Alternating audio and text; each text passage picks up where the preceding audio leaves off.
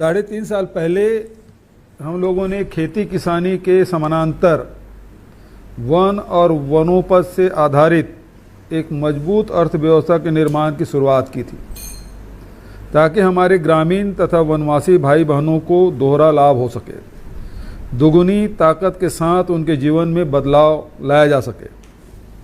मुझे खुशी है कि हमने दोनों ही मोर्चों पर बड़ी सफलता अर्जित की है।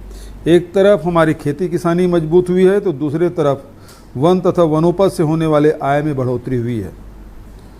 वनोपज को ग्रामीणों की नई ताकत बनाने के लिए हमने अनेक स्तर पर पहल की है। समय समय पर वनवासी भाइयों को हम नई नई सौगात देते रहे हैं। आज भी इस कार्यक्रम के माध्यम से बड़ी सौगात दी जा रही है।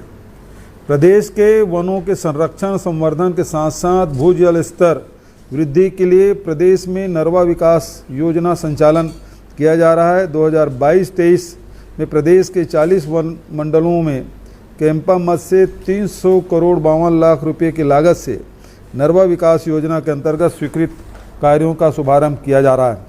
लेकिन मैंने देखा कि सूरजपुर में जल स्तर बहुत नीचे है। उस ज़िले में बहुत ज़्यादा काम करने की ज़रूरत है, क्योंकि जल स्तर बहुत नीचे है। तो वहाँ अतिरिक्त आपको प्रोजेक्ट बना के काम करने होंगे।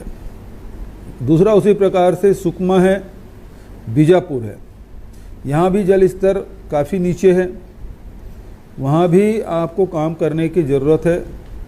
इसी तरह कांकेर में भी पानी की बड़ी दिक्कतें आ रही है, क्योंकि अब आप देखेंगे कि जिस प्रकार से हमने समर्थन मूल्य में धान खरीदी किया और राजीव गांधी किसान न्याय योजना का पैसा मिल रहा है, संजय शुक्ला ने मिलेट्स में बहुत बढ़िया काम किया है, वैल्यू एडिशन का काम किया है, विक्रय के भी काम किया है, तो खेती किसानी के प्रति लोगों को रुझान बढ़ा है।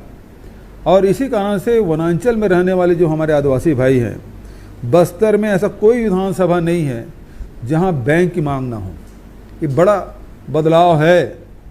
अब आदिवासियों की जेब में पैसा है, सुबह से लेकर शाम तक के बैंकों में पैसे निकालने के लाइन लगा कर रखे हैं।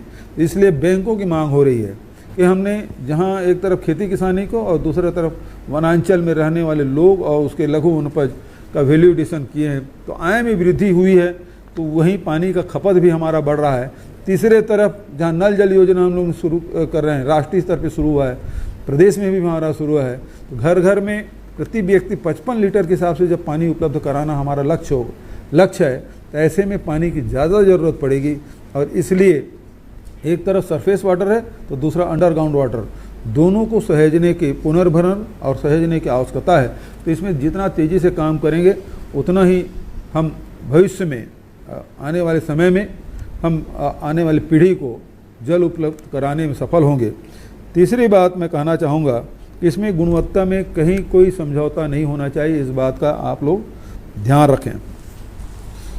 महासमुंद वन मंडल में 5 करोड़ रुपये लागत से इको टूरिज्म विकास के कार्य का भी आज शुभारंभ किया।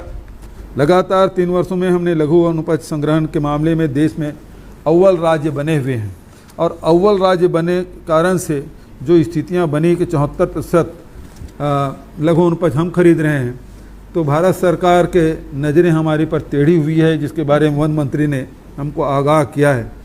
भले हम केंद्र सरकार से फिर आग्रह करेंगे, लेकिन मान लो ऐसी परिस्थिति बनी भी, हम काम रुकने नहीं देंगे, मैं विश्वास दिलाता हूँ। 2020 में हुए संग्रहण कार्य तथा उनके व्यापार के लिए 432 समितियों को 4,72,000 संग्राहकों को आज 34 करोड़ 41 लाख रुपये की राशि प्रोत्साहन पारिश्रमिक के रूप में सीधे उनके बैंक खातों में अंतरित की गई। तो ये मैं आप सबको इसके लिए मैं बधाई देता हूँ। साथ ही 2018 के सीजन के लिए भी 728 समितियों के 48,528 संग्राहकों को 232 करोड़ की राशि उनके बैंक खातों में अंतरित की गई थी। कोदो कुट की रागी का भी खरीदी इस साल करीब 16 करोड़ 58 लाख हमने की है। रैली कोसा के भी इस साल शुरुआत की है। रहने वाले लोगों की सड़कें भी हम बना रहे हैं, आवागमन की सुविधा भी हो, स्कूल की व्यवस्था है, आमदनी में वृद्धि हो रही है, हाट बाजार क्लिनिक के माध्यम से इलाज की व्यवस्था भी की जा रही है। तो वो भी रूरल इंडस्ट्रियल पार्क के रूप में डेवलप होगा, और वहाँ सभी प्रकार के मछली पालन, सुकर पालन, गाय पालन, बकरी पालन और मुर्गी पालन इससे होगा, तो इससे लोगों के आय में वृद्धि होगी, तो हमारा जंगल भी हरा भरा होगा और वहाँ के लोगों के आय में वृद्धि होगी। इन्हीं शब्दों के साथ आप सबको बधाई शुभकामना देते हुए इस काम